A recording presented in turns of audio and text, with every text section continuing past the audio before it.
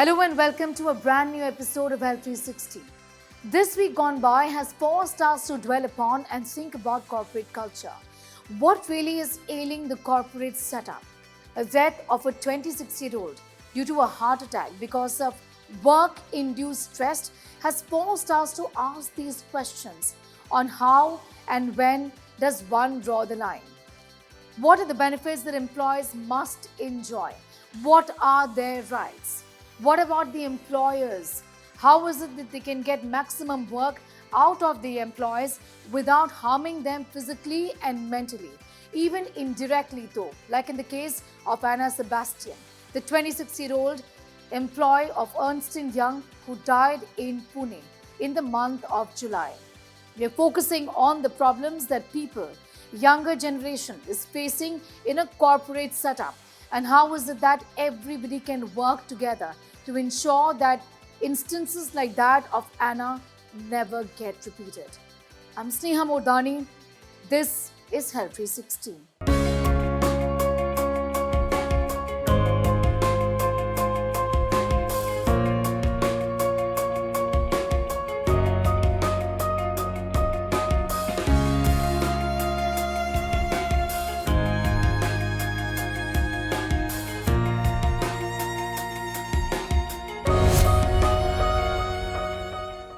Our top story first.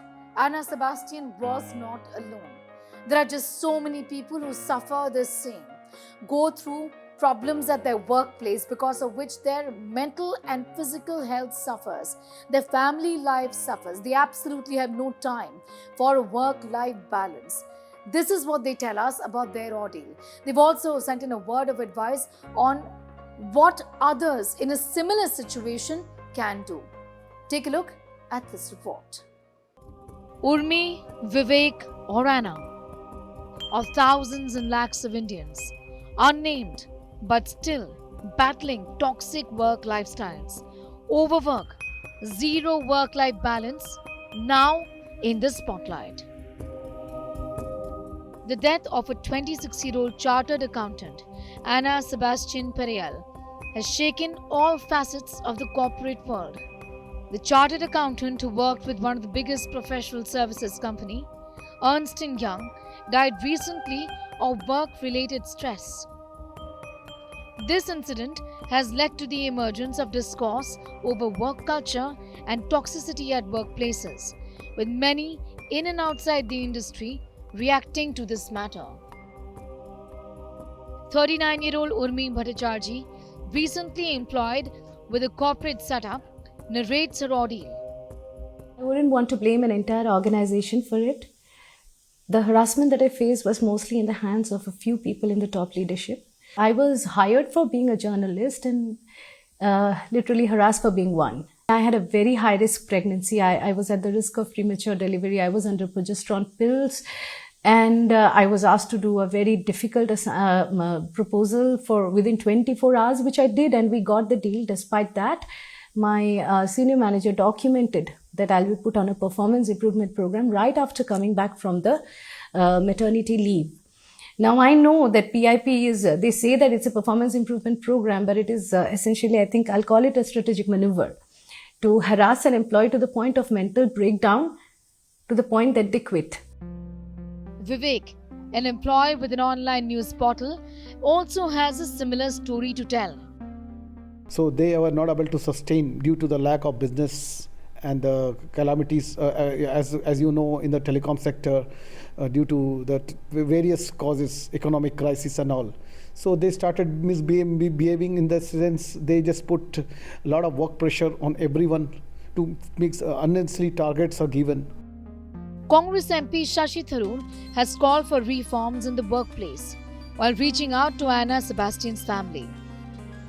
The mother of the 26-year-old Anna had called out toxic work culture in EY, putting out a heartfelt letter saying that no one even came to her daughter's funeral. So are Indians overworked? There have been persistent debates about long working hours at top companies in the country. According to the International Labour Organization, India ranks amongst the most overworked countries globally, with employees averaging 46.7 hours of work every single week. Look at the data. Death from diseases due to long working hours are highest in India. Suicides among Indian workers due to work issues have doubled in the last 2 decades. What is clear is that in India, the youngest, the junior most in hierarchy work the most. And young Indian women work 55 hours weekly, which is highest globally. Indian women employed in information and communication sectors such as IT and journalism work an average of 56.5 hours every single week, reveals data from the International Labour Organization. This over 11 hours a day in a 5-day work week or more than 9 hours daily in a 6-day week. Similarly, women in professional and technical jobs like Anna's report working 53.2 hours a week. Anna's death highlights the growing mental and physical toll that high-pressure professions place on young professionals, particularly women. The absence of an EY representative at her funeral, as noted by her mother, has further fueled conversations on corporate accountability and employee well-being. For 1 year, I was put on a spiral of monitoring, not given any projects. And finally, almost at gunpoint, I was forced to do a voluntary resignation. Then when I refused, they put it on the termination letter. If any collaborative project works, they say, do not talk to so-and-so because so-and-so is a mother of a child. So the ganging up and hostility was so pathetic and weird. It still creates a lot of PTSD and trauma. Money is important, as well as work-life balance is important, and growth is also important. Whereas in such cases, the growth was not happening. They used to manage after giving a lot of contribution to the organization and revenues generation. They still not giving any satisfaction in the year-end appraisal. We don't get the good feedback and all. That is the major concern, and we need all three to keep going. Catching in on is the trend of looking deeply into employee issues, focusing on the number of hours they put in, the kind of rest that they get, the kind of downtime they enjoy, the number of vacations they get to take with their families. There are several countries all over the world who are looking into these aspects very, very deeply, including a 4-day week, which in fact is going to ensure more relaxation, less number of sick days for its employees. Are these options that India can perhaps at some point in time explore? Is it time now for India to look into some of these options? I explore in this report. Australia has it, so does France. The right to disconnect, not take calls from office after work hours. This is a fundamental right for Australians and the French people. Both countries enacted this law in the interest of workers, employees who were just not overwhelmed with work, but also worked during no office hours. France enacted the law in 2017, Australia in 2024. And right now, the debate is whether India also could be looking at something like this for the benefit of our workforce. A debate has been necessitated by the death of a 26-year-old due to work pressure. We have to make our plan that once we are in the office, we are in the office. When we are at home, we are at home. When we are with some friends, we are with the friends. This is only possible when we make our mind alignment, like we were making, in the school timetables. When you move to the next, you should just keep that at the aside where you were before, not to drag in the mind. Otherwise, your mind will be confused. You cannot live in the present, means you are not happy. A look now at other laws that have come into effect in other countries, given the imbalance in work-life balance. 4 days a week. There are at least 8 developed countries that have a 4-day-a-week policy. The idea is work not like a donkey, but like a horse. Germany, Belgium, Netherlands, Denmark, UAE, Japan, Australia, UK. Countries have done this to reduce anxiety among workers. In Portugal, researchers say that anxiety reduced by over 20% after implementing a 4-day work week. Britain noticed a 60% drop in sick leaves after implementing a 4-day work week. Japan believes in karoshi, which is death by work. And for avoiding karoshi, they implemented 4-day week culture. Alright, a lot of people will, I know, equate this with laziness. But think about it. How ahead are these countries in terms of development? The Japanese are considered to be amongst one of the world's most hardworking people. So has laziness got anything to do with bringing down the number of days that you go to office? Is the idea, and should the idea not be on working smart? Think about it. Career breaks or time credits, sabbaticals. Well, taking a break while not losing your job happens in India as well. I do agree. But imagine this being mandatory and is part of the list of rights that employees can perhaps enjoy. Lastly, time spent at work. From the Narayan Murthy and the Elon Musk school of thought, where I absolutely do not come from, there is chatter about more than 70 hours at work. The problem is, there is no life then. According to the latest data from the International Labour Organization, the average Indian worker clocks 46.7 hours every single week, placing the nation among the top countries with the longest working hours. We're not that bad though in this ranking. Bhutan is actually leading with an overwhelming 61% of its workforce, surpassing the 49-hour threshold. Other South Asian countries like Bangladesh, which is at 47%, Pakistan at 40%, also feature prominently in the top 10, underscoring a regional trend of extended working hours. But that is still worrying. I mean, look at this. The global landscape of working hours of highly developed countries like Germany, 34.2 hours a week, Japan, 36.6 hours a week, and Singapore, 42.6 hours a week. They report much lower instances of excessive working hours, indicating that robust labor policies can balance productivity with worker well-being. Is this rocket science now? And to understand that there is a need for sustainable work environment that promote health and productivity, which is more important than ever as the nation grapples with the challenge of managing its labor force amidst evolving economic demands. Nowadays in India and even outside of India, several questions are being raised on why younger people, seemingly fit people, are dying of heart attacks. Questions are being raised on what really is going on inside the mind of a person. And that's where work-life balance, this peace of mind comes into play, and it becomes extremely significant because the outcome of overwork, stress, no downtime is leading not just to small problems like frequent flus, cough and cold, your immunity being pulled down, but also larger problems like metabolic disorders, diabetes in a person, and also cardiovascular disease.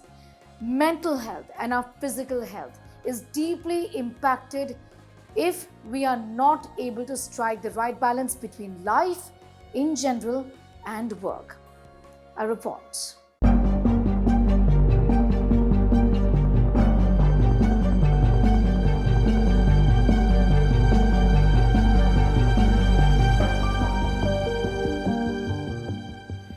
Do you feel this is you on a treadmill all the time? Not literally on the treadmill, but you feel that life for you is like you are on a treadmill. The need to rush, the need to do things quickly, the need to accomplish things sooner, faster. That hustle that you are chasing, everything has to be done first. Is that you? Do you feel like you're running all the time like you are on a treadmill? We often pride in saying that we are so busy. We forgot to have our lunch. There is no time to even perhaps take a sip of water. There is no time to do anything. No time to breathe. No time to say anything. No time to do anything. No time to perhaps even die.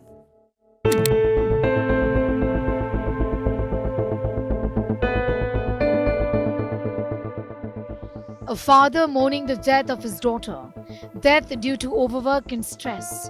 A perfectly healthy girl succumbing to life's pressures. unnecessary stress, a toxic work culture where those who constantly hustle are put on a pedestal, those who do not are looked down upon. I call it the hurry sickness, and it can make you very ill. Today's time, work stress is one of the major causes of stress for an individual. Work stress is when the demands of work exceeds an individual's capacity and capability to cope. In order to deal with work stress, it is very important to learn to prioritize your self-care, which means on a daily basis, engage in activities that promote relaxation for you, which can be different for each individual. All the time seeking instant gratification and continuous appreciation, leading to a lot of stress. So, when this stress grows over time, a person may feel overwhelmed, anxious, restless, feeling hopeless, depressed, having some kind of a panic attack. They lack in self confidence, they are unable to make decisions, they have a lot of mood swings, they have loss of appetite, trouble sleeping. That overwork and the constant need to accomplish tasks can cause stress is no secret. But experts say it is the number one reason young people are developing diseases that perhaps their grandparents would have. Work stress has significant health consequences that range from getting cold and cough, flu, to potential serious threats like heart disease and metabolic syndrome.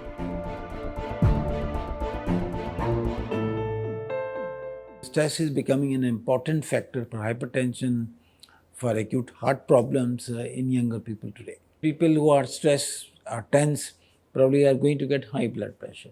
Lifestyle measures, you adopt a healthy lifestyle, at least some factor, like if you smoke, you stop. It may also cause blood pressure, at least that factor is gone. Don't drink, don't take alcohol. 26-year-old Anna Sebastian died of a heart attack. The company in question, Ernst & Young, has refuted the allegations, but doctors say it is no secret that stress can leave you, which is that a weak heart. Overwork, you have targets for them that they must achieve this much and in this time period. And so sometimes it does shake an individual. I remember a couple of patients coming in, okay, doctor, can you write me that is advised not to do overwork, not to do stressful work. I mean, they're asking you to write because they probably may use it to their office to say that I have been advised medically.